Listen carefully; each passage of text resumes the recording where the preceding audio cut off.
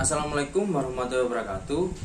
Perkenalkan, nama saya M. Bayu Krishna Haji, NIM 1861243. Di sini saya akan menjelaskan tentang bidang usaha tambang pasir. Kenapa kami milih usaha tersebut? Pertama, tahan krisis yang selalu dibutuhkan oleh orang sepanjang masa. Kedua, bisnis ini memiliki prospek yang sangat bagus. Dan ketiga, memiliki target pasar yang jelas. Dan keempat, perkembangan dan kebutuhan pasar yang luas. Dan selanjutnya saya akan menjelaskan tentang aspek hukum usaha tambang pasir. Yang pertama, pemberian izin usaha pertambangan PP nomor 23 tahun 2010. Pemberian izin usaha pertambangan atau IUP bantuan berdasarkan PP nomor 23 tahun 2010 dilakukan dengan cara permohonan wilayah. Dan yang kedua, pemberian WUP bantuan. Dan yang ketiga, pemberian IUP bantuan. Di sini ada 2 poin. Yang pertama, IUP terdiri atas IUP eksplorasi dan IUP operasi produksi.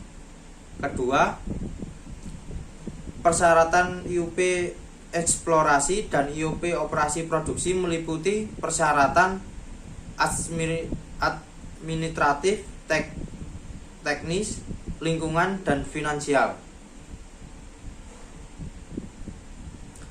Dan selanjutnya, sanksi pidana yang mengancam jika memiliki izin usaha pertambangan. Sanksi mengenai izin usaha ini diatur dalam Undang-Undang Nomor 4 Tahun 2009 yang merupakan pasal penambangan ilegal.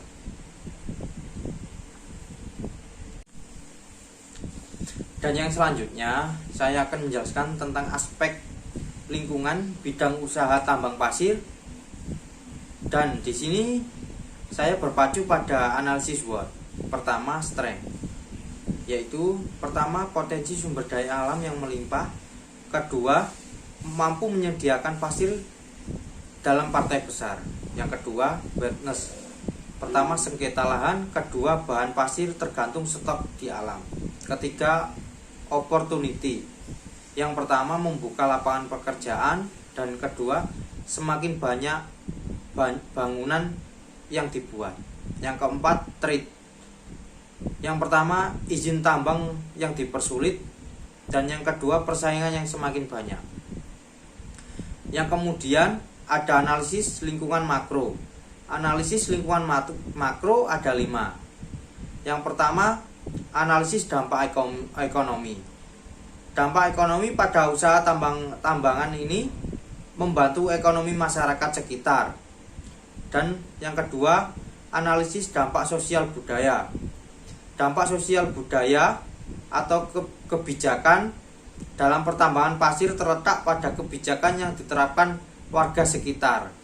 Yang ketiga, analisis dampak politik atau kebijakan. Resiko politik umumnya berkaitan erat dengan pemerintahan serta situasi politik dan kemasan di suatu negara. Yang keempat, analisis dampak teknologi. Dampak teknologi yang harus diterapkan dalam tambang pasir ini mungkin ada pengecekan atau kontrol dalam pelaksanaan tambang pasir. Dan yang kelima, analisis dampak lingkungan hidup. Dampak penambangan pasir ini mengakibatkan dampak positif dan dampak negatif terhadap kondisi lingkungan. Dampak positif diantaranya dapat meningkatkan pendapatan masyarakat setempat dan membuka lapangan pekerjaan. Sedangkan dampak negatifnya terdiri dari meningkatnya polusi udara dan kerusakan pada tanggul sungai.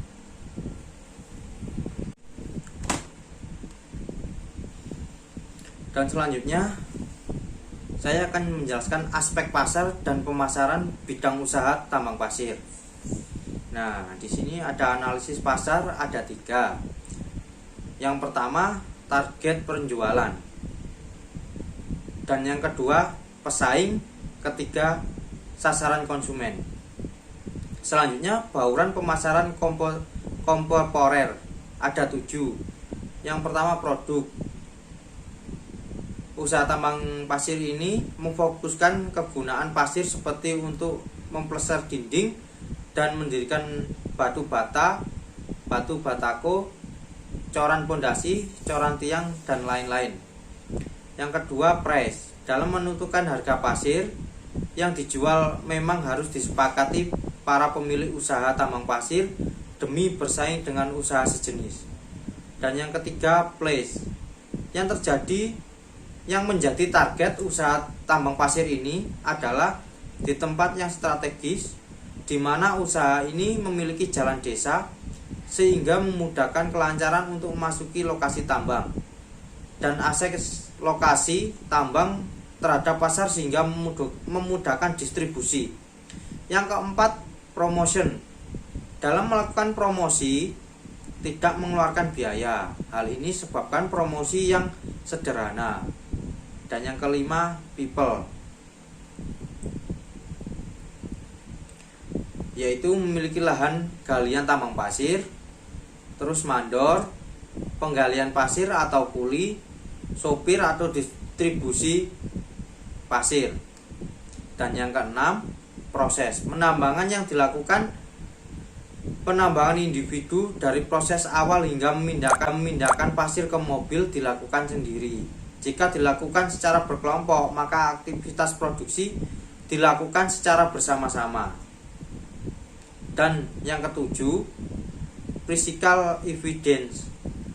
Alat sederhana untuk menambang meliputi linggis, sekrop, pacul, ganden, tali tambang, tangga, ember, dan bogem. Alat modern berupa diesel dan sejenis kapal keruh atau bego. Alat yang digunakan penambangan yang mencari pasir di sungai sedikit berbeda dan tidak seperti di area tambang. Strategi pemasaran ada 3. Yang pertama,